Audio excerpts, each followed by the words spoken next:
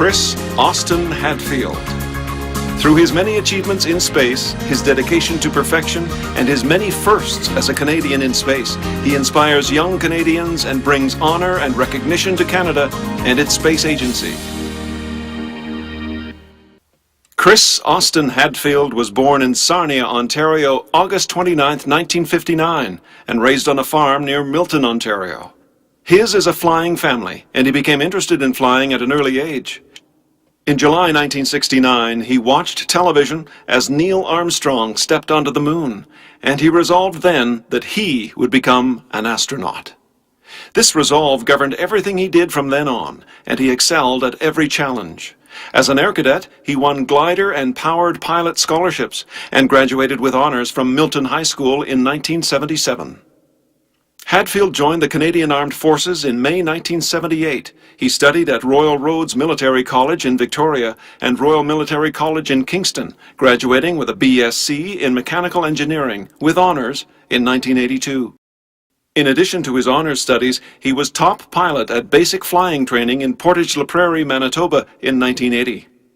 Chris Hadfield married Helene Walter in 1981. He returned to flight training and was overall top graduate at basic jet training at Moose Jaw in 1982-83. He completed fighter and CF-18 training at the military base at Cold Lake, Alberta in 1984-85. For the next 3 years, Hadfield flew CF-18s with 425 Squadron for NORAD, North American Air Defense.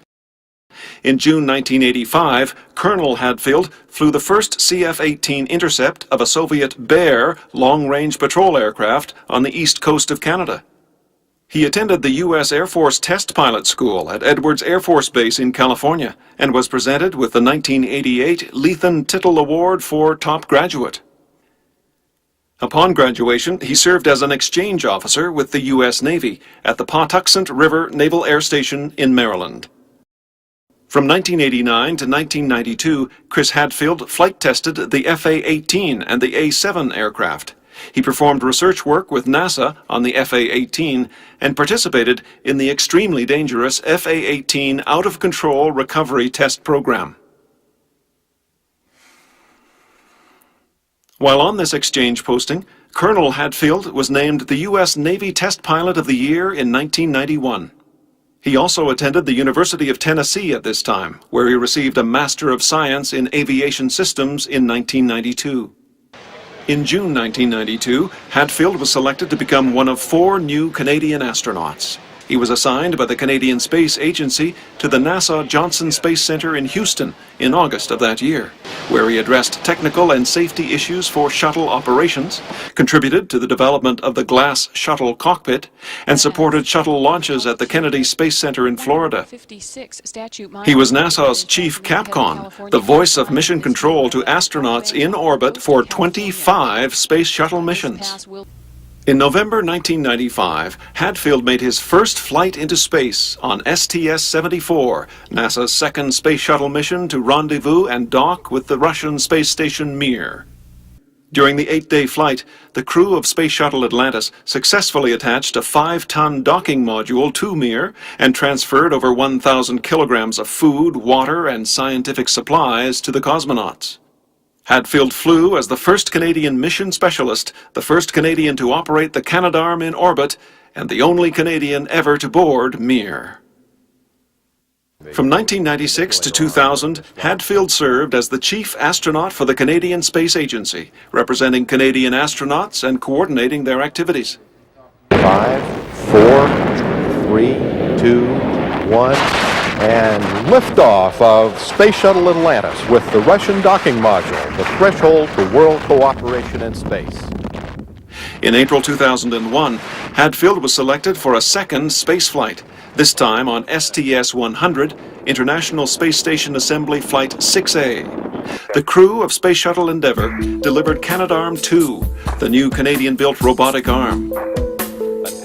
During this flight, he performed 2 spacewalks while installing Canadarm2. He tells about a quiet moment during the assembly work when he gently eased away from the side of the station, floating free, barely holding on to a flimsy fabric strap, and looking out at beautiful Mother Earth the space station and the vast darkness of the universe beyond.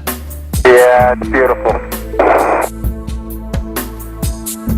This flight made Hadfield the first Canadian ever to leave a spacecraft and float free in space.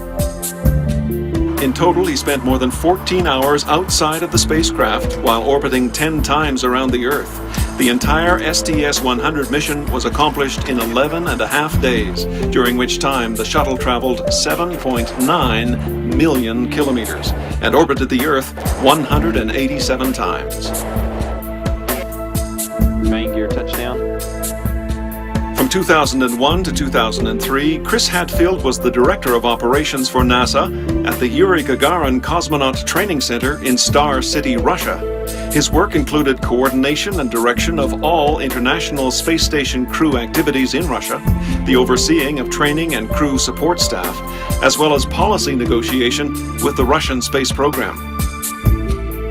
He also trained and became fully qualified to be a flight engineer cosmonaut in the Soyuz TMA spacecraft and to perform spacewalks in the Russian Orlan spacesuit.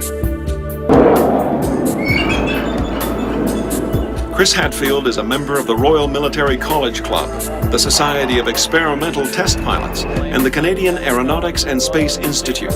He has received many honors in recognition of his accomplishments. In addition to twice being named Top Test Pilot of the Year, he has received an honorary doctorate of engineering from the Royal Military College in 1996, and an honorary Doctor of Laws from Trent University in 1999. He was made a member of the Order of Ontario in 1996 and received the Vanier Award in 2001, the Meritorious Service Cross in 2001, the NASA Exceptional Service Medal in 2002, and the Queen's Golden Jubilee Medal in 2003.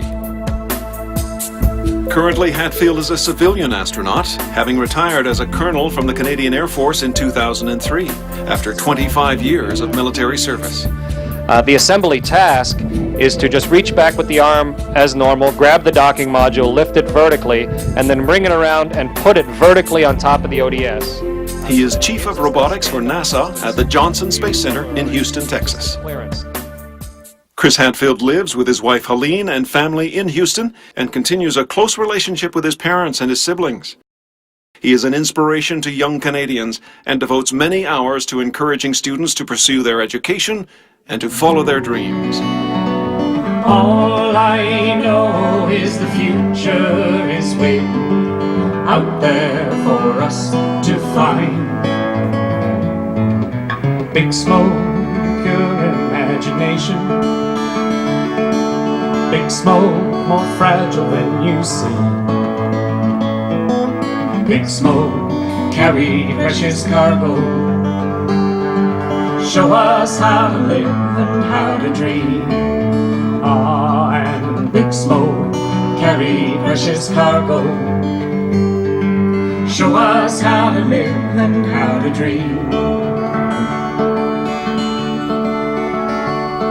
Chris Austin Hadfield was inducted as a member of Canada's Aviation Hall of Fame in 2005 at ceremonies held in Edmonton, Alberta.